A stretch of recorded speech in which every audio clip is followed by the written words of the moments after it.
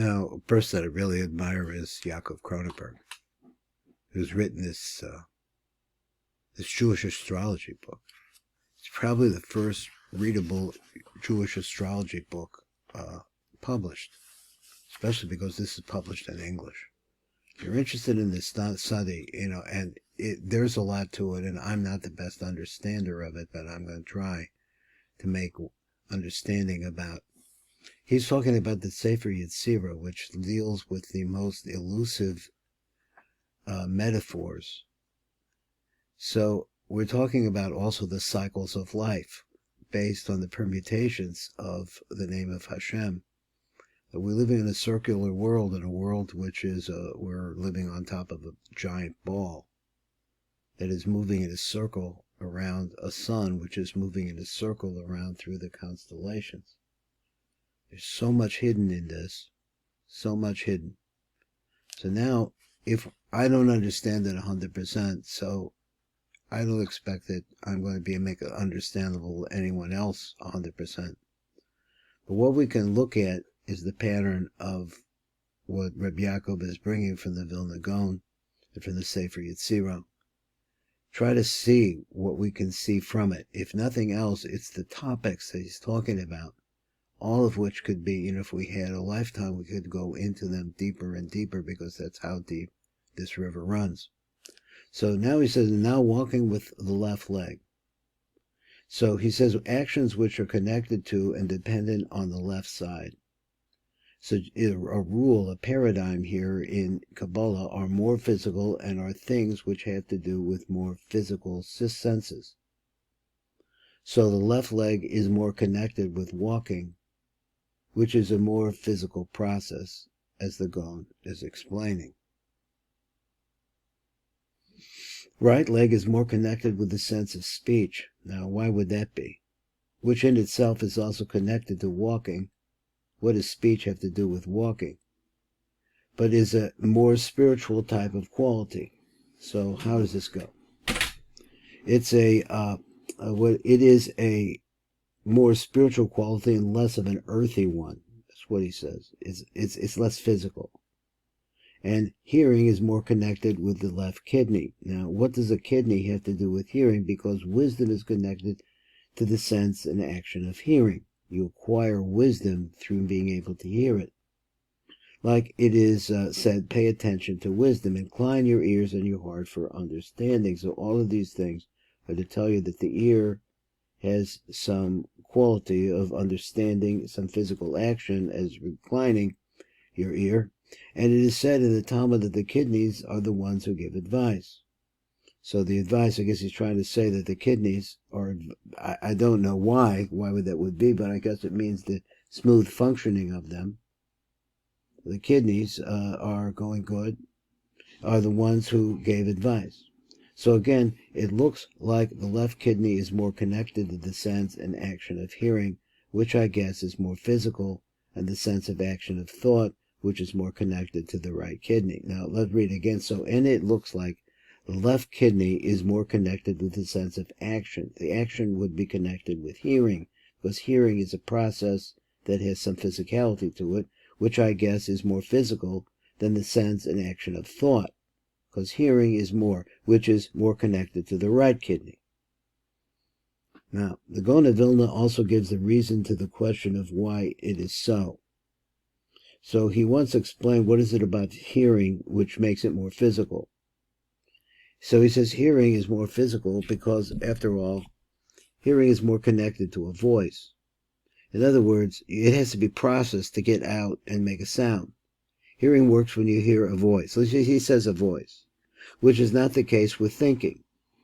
And therefore, the sense of action of hearing is listed on the left side, because the hearing is more a physical action than thinking. So compare hearing to thinking, it's more physical. Thinking is just in your mind, and it can happen when you close yourself out from the voices you hear. So that can happen if you can close yourself out, or just concentrate on something. You don't hear what's going around you. You can think when you close yourself from the outer world. You can you can think when you close yourself off from the outer world, even though you don't necessarily have to close yourself from the outer world because in order to think, because you think all the time anyway. It's a question of your concentration. But hearing is done by picking up the sounds. It has a process to it and turning them into words, which is more physical. And action is in the left hand, and intercourse in the mara, which is the gallbladder. Now, how does this go together? He just ran this in. He's really quoting the Gaon. But you have to understand that someone like the Gaon or Rebbe Shimon, or we're talking to whoever is these great spiritual lights, well, they're talking and they see something and they're trying to get it down onto paper as best we can understand it to draw it out to us. And action is in the left hand. So action is the left hand, and intercourse is in the gallbladder. And this is like it is said in the Talmud that a person's bed should be such. Now this goes off a little bit. So he says, what are we talking about? We have action in the left hand. So the left side is action. Intercourse is in the gallbladder, which I'm not sure what that metaphor could be. And this is like it is said in the Talmud that a person's bed should be situated between the north and the south sides. So it should be lying. Because in the Jewish law, there is even a rule regarding the question of which directions the bodies of a couple should be placed in order to bring down and conceive the most spiritual child. So it has to do with a sense of spiritual balance.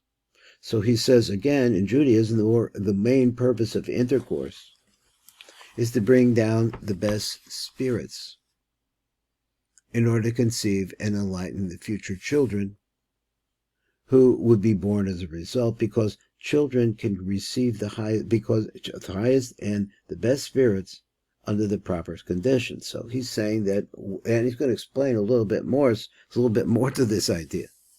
So there's a kind of a law here stating that the right direction in which the bed should be placed, where the head should be placed, all of those things are important.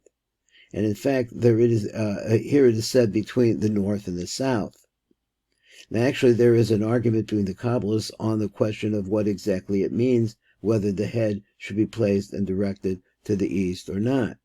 So in other words, I think he means by the head, I think, so you're lying north and south. If you turn your head to the right, let's say you're facing, let's say, north, your head to the right is going to be east. And I think that general Kabbalistic view is that the head should be placed and directed to the east. And then you would have chesed. If you have chesed is mercy to the south, east is tiferes. You would have mercy to the south, and gevura, which is strict judgment, to the north. In other words, you would have them. You would then have the right arm placed on the north and the left arm placed on the south, and that seems to be the position of the Rizal. So we have explained the reason for why it is desired to place the bed between the north and the south, so you could see some of these ideas, try to just get an idea of what's happening between the north and the south, the east and the west, because we take them collectively. The north represents Gevurah. So where's the head going to be? So when it says so the head, if it's turned to the east, which is Tiferes, then or if it turns to the west, which is going to be Malchus. So if it's facing the east, so what is it's to the right of east?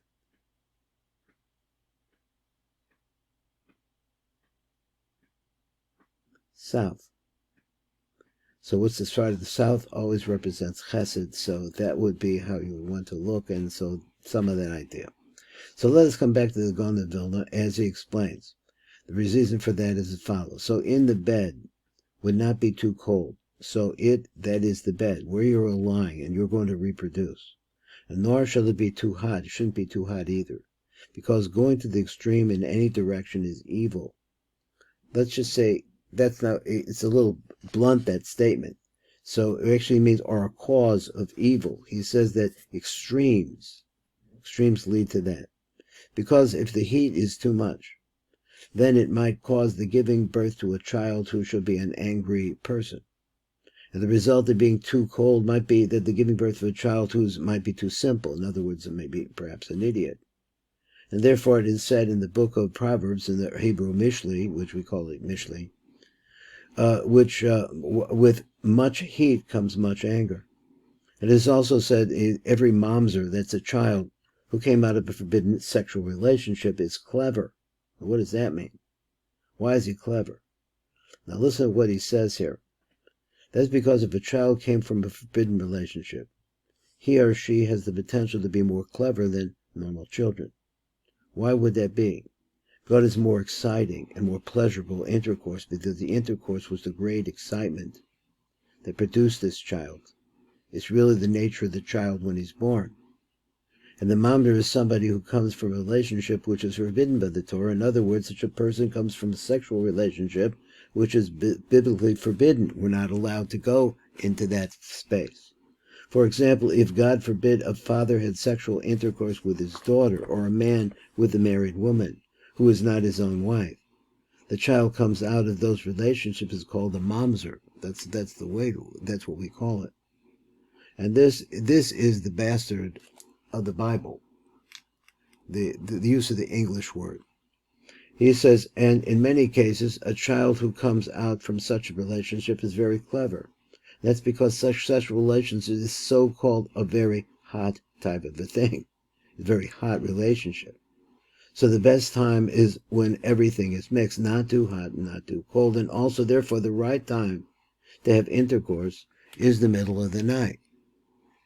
This is again because such time is considered balanced, for it's not daytime and it's not really night, and it's something in the middle, so therefore the best time to have sexual intercourse is a little bit after midnight. And this is on the same principle. This is the same reason that we saw the sense of intercourse is connected with the sign of Libra. Why? Because the month of Libra is not too hot, not too cold. Tishrei, in the beginning of the fall, it's a time when it's not too hot, not too cold. It's not summer anymore. But on the other hand, it's not too cold like in the winter. So it symbolizes the right time for cohabitation, is that cohabitation comes with balance. Because that is the right time when things are balanced, when the weather is fair, like we said. It's between hot and cold. And similarly, that's the sign of Libra, which is the sign of scales, balanced scales, which is about wanting everything to be balanced. Because one would like things to be balanced, to have some balance. And similarly, now this is hard for me to understand because I really don't understand what humors are, but let's listen to what he says. And similarly, there are 4 humors in the human body, human beings. Now, this is a part of the ancient medicine that we don't do right now. And so therefore I really looked into it very carefully to see what these 4 humors are. Here he says like this. The gallbladder is white. It's one of the humors. So what the humors do, they affect your organs, which stands as a symbol for the sense of sight, and it's cold. The liver is warm and red. The spleen is balanced. And I don't see what the 4th humor is, he writes. But in any case, the 4th humor, whatever it is green. And is balanced between the colors. In other words, between the green colors, somehow balanced. It forms some kind of a balance between the colors of white, red, and some other color, which is the color of the spleen. And due to that, intercourse is connected to it, which is the concept of green, do you say, and balance.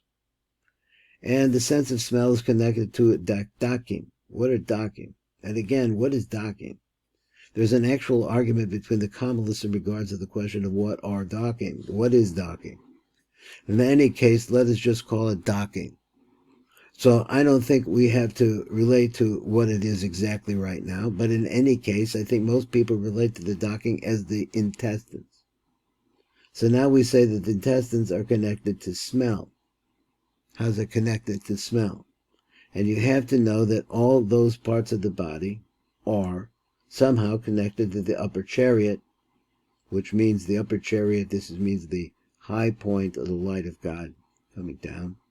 And it's said in the Zohar that the limbs, here the word limbs are referred to different parts of the body, not only the hands and legs. So the human being are connected to the upper chariot. Now, he introduced the concept of this upper chariot because he's actually reading a quote. But what's going on with an upper chariot, we're not getting right now, but we know that the stream of light that's coming from God through Malachim is coming out. They have the concept of a rechev, which is a chariot, carrying these, it's a metaphor, so carrying a poetic device. Well, in any case, this is Baruch Fleischman. It's another shear from this great Kabbalist, but really wants everybody to know he's an astrologer. YAAKOV KRONENBERG. So this is Baruch Fleischman for the Tikkun Elevator Call Out.